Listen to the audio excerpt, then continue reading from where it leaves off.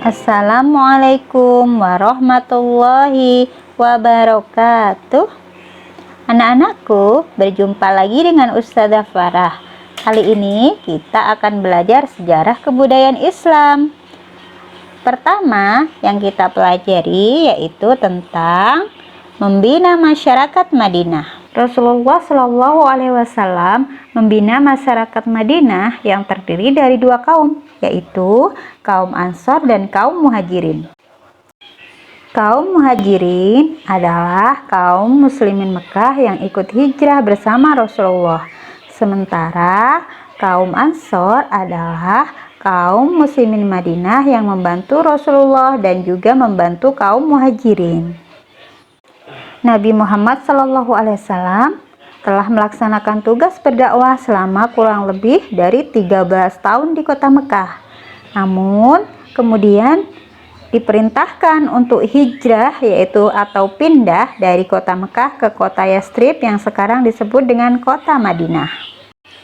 Sesampainya di Madinah, Rasulullah SAW dan kaum muslimin diterima dengan baik oleh penduduk Madinah. Sehingga dalam waktu singkat telah banyak penduduk Madinah yang memeluk agama Islam. Nah, saat di Madinah, Nabi Muhammad melakukan 3 hal penting dalam membina masyarakat Madinah. Pertama adalah mendirikan masjid. Kedua, mempersaudarakan kaum Ansor. Yang terakhir, Muhajirin mengadakan perjanjian damai dengan kaum non-muslimin di Madinah. Setelah terwujudnya masyarakat Islam di Madinah, kemudian Allah menurunkan wahyu berupa perintah untuk berzakat, berpuasa, dan hukum-hukum yang berkaitan dengan pelanggaran atau larangan, jinayat atau pidana, dan lain-lainnya. Pada waktu itu, ayat-ayat yang diturunkan oleh Allah Subhanahu wa Ta'ala masih memerlukan penjelasan dan belum ada keterangannya secara rinci. Maka sebagai dasarnya yaitu adalah perkataan dari Nabi Muhammad, perbuatan, juga perilaku beliau. Nah, kemudian semuanya dicatat dan dibukukan yang kemudian disebut dengan hadis. Jadi, hadis merupakan sumber hukum agama Islam kedua setelah kitab suci Al-Quran. Dengan demikian, terdapat 2 sumber hukum Islam, yaitu pertama, Kitabullah atau Al-Quran, dan kedua adalah Sunnah Rasulullah atau juga yang disebut dengan hadis. Nabi Muhammad berhasil membina masyarakat Madinah menjadi masyarakat yang aman, damai, dengan menjalankan syariat agama Islam dengan baik.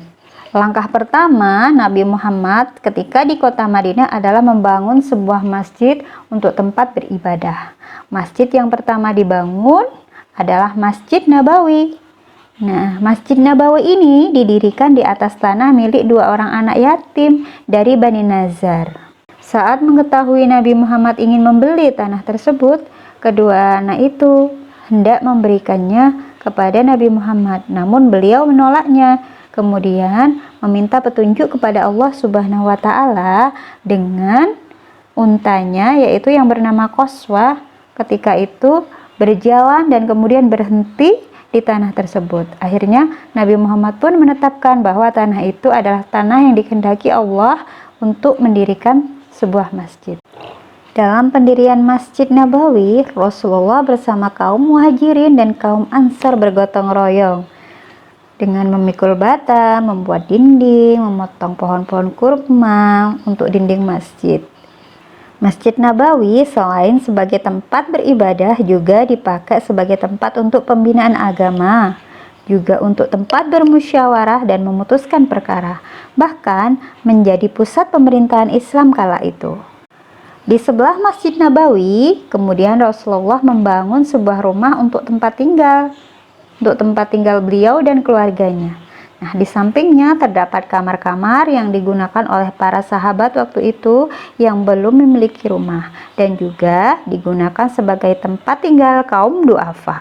Nabi Muhammad menghendaki kaum muslimin bersatu sehingga menjadi kokoh dan kuat. Oleh karena itu, setibanya di Madinah, beliau langsung mengumpulkan kaum Ansor dan Muhajirin di rumah Anas bin Malik. Mereka berjumlah 90 orang laki-laki. Kemudian Rasulullah SAW mempersaudarakan mereka di atas dasar tolong-menolong. Rasulullah menjadikan mereka bersaudara dan saling mencintai atas dasar ukhuwah Islam. Nah, dengan cara itu akhirnya mereka hidup rukun, damai, dan berdampingan satu sama lainnya.